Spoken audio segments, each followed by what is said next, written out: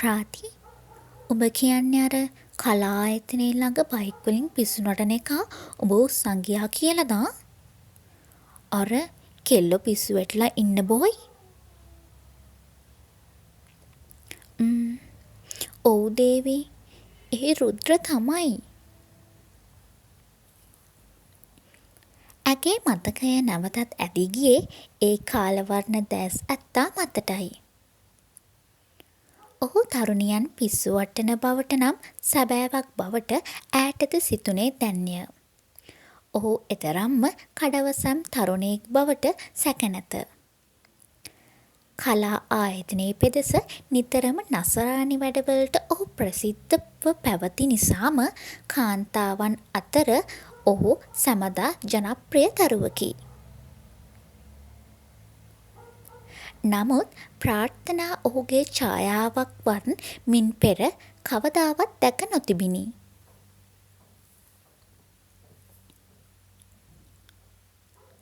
ප්‍රාර්ථනා පෙරදා රෑම නිදි වර්ජිත වූයේ රුද්‍රගේ හැසිරීම් එකින් එක මතක් කරමිනි. ඉතින් මං ඊයේ මොනාද උනේ ඔච්චරටම?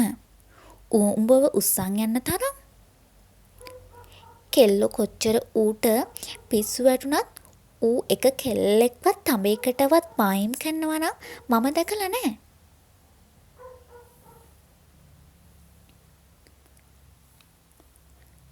උපතේ සිටම වලව් පෙළපතකින් පැමිණෙන නිසාම ප්‍රාර්ථනාට සිදු වූයේ වලව්ව තුළ සිරකාරියක් වීම පමණකි. නමුත් පාසල් කාලයේ පටන් ඈගේ හොඳම යෙහෙළිය වූ දේවිතාගේ හින්දු කලා ආයතනය සමග ඈ සම්බන්ධ වූයේ පියා අමාත්‍යාංශයට යන කුඩා වේලාව තුලදී පමණකි.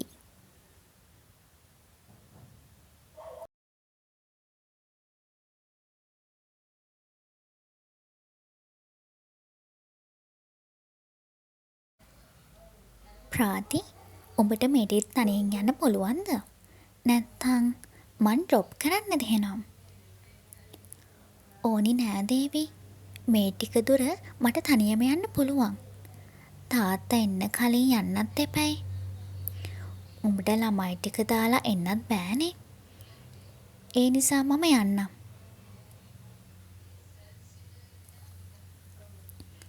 දේවිතාගේ මව විසින් නිමවා දුන් භරතනාට්‍යම් නර්තනය සඳහාම නිමවා තිබුණු සාරිය ප්‍රවේශමෙන් ඉවත් කොට ක්ෂණිකව පාදයේ දක්වාම වූ ගවුමක් ඇඳලාගත් ප්‍රාර්ථනා තමා පනසේ සුරකින සලංගයි ජෝඩුව හින්දු නර්තනය සඳහා පාදයේ බඳින ගෙච්චි බැඳි පටිය.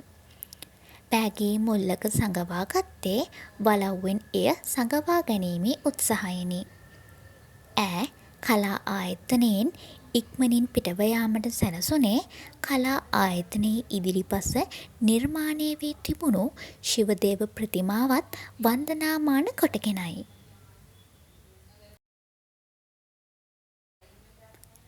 කුඩා කල පටන්ම නර්තනයට උරුම නැති වලව් පෙළපතක ඈ ජීවත් වුවත් තම යෙහෙළිය වූ දේවිතාගේ උදව්වෙන් හින්දු නර්තනය මනාව උගත්තේ දේවිතා තරමටම එහි ප්‍රවීණයෙකු වෙමිනි.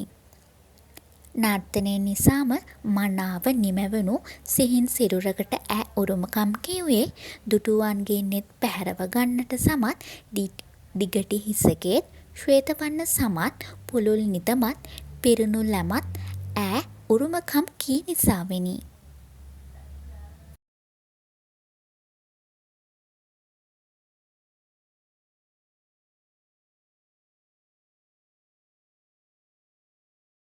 නමුත් ඇගේ සැහැල්ලු මනස ඈ තුළ පැවති සුළු මොහොතක් පමණි. කලා ආයතනයේ සමවයස් පිරිමි ළමුන් කිහිප දෙනෙක්ම දැනටමත් මාර්ගයේ තැන් තැන්වල ලේ පිරී වැටී ඇත. පිටිපස හැරී ඇති රුවෙහි ඉනේ ගසා හුන් ගිනි අවිය ඉන් පිටතට ඇද ගැනීමට ගත වූයේ නිමේෂයකි. පොළොව තලයේ වැටී හුන් තරුණියකුගේ හිසට එය එල්ල කිරීමට මත්තෙන් දියව ගිය ප්‍රාර්ථනා දේහධාරියාගේ කමිසයේ එල්ලුණද ඔහුට එහි කිසිදු වගක් නොවේ. ඒ සොයුමලු පහස ඔහුගේ කෝපයට හසු නොවීය. අනේ අයියේ ප්ලීස්. ආයේ එහෙම දෙයක් වෙන්නේ නැහැ. අපිට යන්න දෙන්න. යන්න දෙන්න? ඔබ හිතුවද මං ඔබට ලේසියෙන් යන්න දෙයි කියලා? උඹලා ඒ චරා කතා කිව්වේ මේ රුද්‍රගේ ගෑනිට. ඒකිගේ අඟලක් නැර රස විඳින්න පුළුවන් මට විතරයි යකෝ. උඹලට කොහෙන් ආපු හයියක්ද බල්ලෝ ඒකිට? ෂි උඹට මම උණ්ඩය එල්ලවීමට ඇත්තේ මිලි තත්පර ගණනක් බවට දේහධාරියා පසුපසු උන් යුවතයගේ නෙත ගැටුනේ එවිටය. කෝපයෙන් ඉලිප්පී ඇති නැහරවැල් ඒ දෑතේ රටාමවා තිබේ. ඔහුව මේ මොහොතේ නැවැත්වූවේ නැති වුවහොත් ජීවිත ගණනක් අනතුරේ ගිලෙන බවට නිසැකය. ගිනි අවිය ක්‍රියාත්මක වීමට මිලි තත්පර කිහිපයකට ප්‍රථම ඈ උපරිම වෙර යොදා ඒ දේහධාරියාව තමා දෙසට හරවා ගත්තේ සැර කොපුල් පහරක් ඒ කම්මුලක් මතද පතිත කරවමිනි.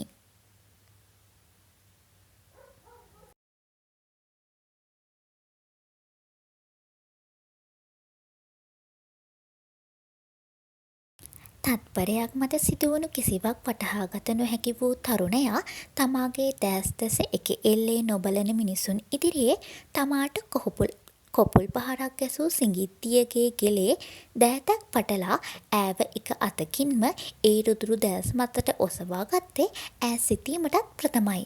කෝපයේ ගිනිදැල් පිරුණු දෑස් අපහසුවෙන් හුස්ම ගැනීමට වෙරදරන ඇගේ දෑස් සමග යා උනේ එවිටයි.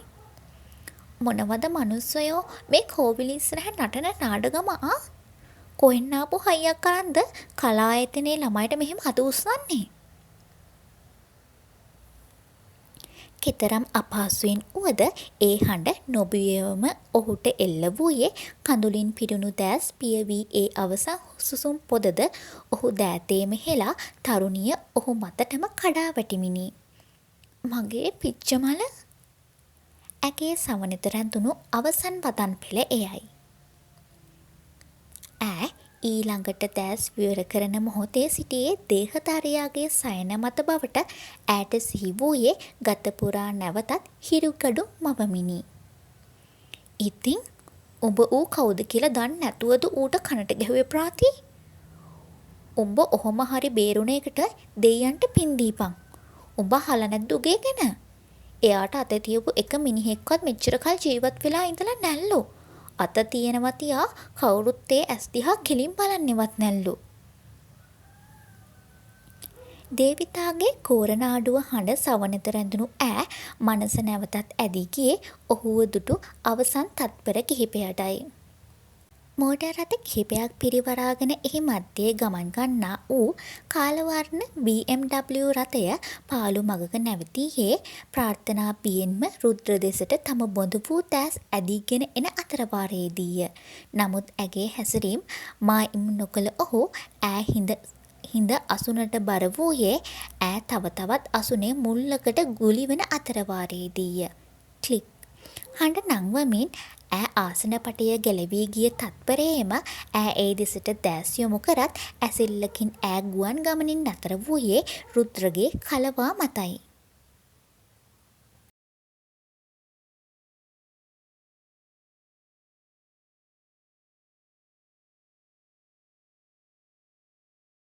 රුද්‍ර ඇගේ දෙතොළඟ නතර වූයේ ඔහුගේ රළු දඹරගිල්ලකි. ඒ පහසත් ඇති ඈහට තැති ගැනීමට ඈ තවත් කිසිවක් නොකියාම ගොළු වී ගියේය. කෙසේ ඔහුගෙන් පෙන්වීමට ගියද එය පහසු කරුණක් නොවීය. ඒ දෑතක් එතුනේ ඈගේ ඉනවටයි. නමුත් ඔහු තම දෑසින් පෙන්වූයේ තමා සවනත දුරකථන ඇමතුමයි. ඒ රුදුරු හඬ ඊළඟ තත්පරයේම ඈ සවනත රැඳුනේය. බොස් මොකක් හරි ප්‍රශ්නයක්ද? නෑ උඹලා ඉස්සරහ වංගුව පැත්තට ඵලයක්. මං ටික වෙලාවක් මෙතන ඉන්නවා. ඒත් බොස් ඇගේ අකීකරු දෑස් දුරකථන සංවාදයේ ගිලිහුන් දේහධාරියා මතට වැටුනේ ඒ මොහොතේය. එකිනෙකට ලං වී තිබුණු ඝන ඇහි බැමින් එතනින් පහළට වූ කාලවන්න අන්ධකාර දෑස් යුග්මයත් දෑස් වසාගෙන තිබූ දිගු ඇස් පිහාටුත් මුහුණ පුරා වවාගෙන ගානට කප්පාදු කර තිබූ රැවුලත් රුදුරු බව තව තවත් වැඩි කිරීමට සමත් වෙයි. නහර ඉලිප්පී ඇති දෑත් බොත්තම් වලින් නිරාවරිත පපුගැබ වදනක් පවසන මොහොතේ උඩ පහළ යන උකුරු ගැට්ට නෙත ගැටෙනු මුවේ වූ අවසන් කෙළඹිදත් අපහසුවෙන් වුවද ගිලගත්තේ ඔහු දෙසටම දෑස් යොමාගෙනයි.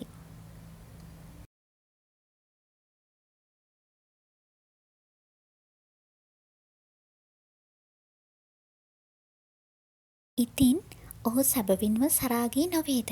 ගැහැණුන් ඔහුට මෙතරම් ප්‍රියවීමට හේතුව මෙය වන්නට ඇතැයි ඈට මොහොතකට සිත්විය. ඒත් මේත් නෙවේ මිනිහෝ. මට පුළුවන් මගේ ගැන බලාගන්න. මටත් පර්සනල් ලයිෆ් එකක් තියෙනවනේ. තියපන් ඔය ෆෝන් එක. ඒ රුදුරු හඬින් නැවතත් ඈ පියවිසියට පැමිණියේ ඔහුගෙන් වෙන්වීමට දඟලමිනි. මොකද පැටිය දැන් දඟලන්නේ බොරුවට මෙච්චර වෙලා මාව ඇස්වලින් රේප් කරා මදිද ප්‍රාති? බය වෙන්න එපා. මේ ඔක්කොම උඹේ ප්‍රොපර්ටිස් තමයි කොහොමත්. මෙතරම් වෙලා කෝපයෙන් පිරී තිබූ ඒ හඬ දැන් සරාගයෙන් පිරී තිබේ නොවේද? ඔහු සැබවින්ම පාට මාරු කරන කටුස්සෙක් වැනි නොවේදැයි ඈට හැඟිණි.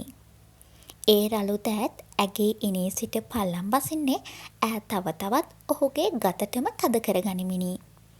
පාළු මාවතේ කිසිවෙකු පෙනෙන තෙක් මානයේද නොවෙයි. ඒ සරාගී දෑස් ඇගේ දෙතොල් පුරා එහා මෙහා යයි.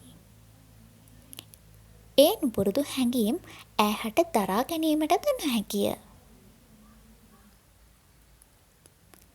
එක් දෑතකින් ඈ පිරුණු නිතඹ මුරුදුවට මිරිකෙන අතර අනෙක් දෑතේ වූ මහපටි කෙල්ලෙන් ඇගේ සියුමැලි දෙතොල් පෙති මත එහා මෙහා යන්නේ ඇගේ දැඟලිලිද නොතකාමයි.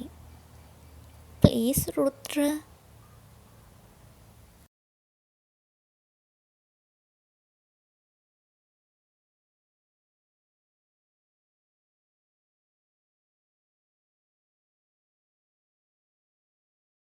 ඒ කෙඳිරිලි හඬින් ඇගේ හඬ ඒ මුව තුළටම ගිලී ගියේ ඒ රළ දෙතොල් ඇගේ සිනිඳු දෙතොල් ආක්‍රමණය කරගත් නිසාවෙනි. උඩු තොල් පෙති අතර පමණක් වෙන්වුණු සිප ගැනීම කෙමෙන් කෙමෙන් යටි තොල් පෙතිද ආක්‍රමණය කරගත්තේ ඇගේ දැඟිලිලි කෙමෙන් කෙමෙන් නවතිමිනි. ඒ රළු දෑතක් ඇගේ කලවාවලට ගෙන දෙන පහස නම් මදකදු අඩු නොවීය. දෙතොල් අතරට පමණක් පැවති සිප ගැනීම දිවඟද එක් වූයේ සිප ගැනීම කෙමෙන් රළු කරමිනි. විනාඩි කිහිපයක් තිබූ සිප ගැනීම අවසන් වූයේ දෙදෙනාම අපහසුවෙන් හුස්ම ගැනීමට වෙරදරමිනි. එයින්ද නැවතුමක් නැතුව රුද්‍ර තම දෙතොල් ලං කළේ ඇගේ ගෙල පාමුලටයි. ඇගේ වේගවත් සුසුම් හඬ පරයා නැගෙන වේගවත් හදගැස්මද ඔහු සමනද දෝංකාර දෙයි. රුද්‍ර ප්ලීස්. ඇගේ කිඳිරිලි හඬ ඔහුට උත්තේජනයක් පමණකි. ඔහු හුස්ම ඉහළට ඇදගන්නා අටියෙන් ඇගේ සුවඳම ඔහුගේ පපු කුහරවලට පුරවා ගත්තේය. රුද්‍ර ප්ලීස්. වයි බේබියා ඔබ ගාව පිච්ච සුවඳයි. ඔහුගේ රුදුරු මන්ත්‍ර සොරය ඇගේ සවනත ගැටීමට එතරම් වෙලා ගත වූයේ නැත. ඒ රළු අකීකරු දෑත්වලින් ගවුම උඩින්ම ඈ තිසුරුන් මිරිකී ගියේ ඇගේ හිතුවක්කාරකම් වලට දඬුවම් දීමක් විලසිනි. දැන් නම් ඈ දෙනෙත්වල කඳුළු වැල් මතුවන්නේ ඔහුගේ පහස දරාගත නොහැකිවයි. පිරුණු දෙපියුරු තුඩු ඔහු දෙසට උල් වී තිබේ. ඈ දෑස් තදින් පියාගන්නට වූයේ තවත් කිසිවක් නොපවසයි. Eyes on baby, look at me. නමුත් ඔහු දෙසට දෑස් බර කිරීමට තරම්වත් සවියක් ඈ තුළ නොවේ. ඒ රුද්‍රගේ කෝපයේ දළු දැමීමට සමත් විය. I said look at me. ඇගේ හිතුවක්කාරකම් නිසාම මෙතරම් වෙලා නිදහස්ව පැවති අත්ල ඈ හිස පිටුපසින් අල්ලවා ගත්තේ ඇගේ දෑස් ඔහු දෙසටම බර කර ගනිමිනි.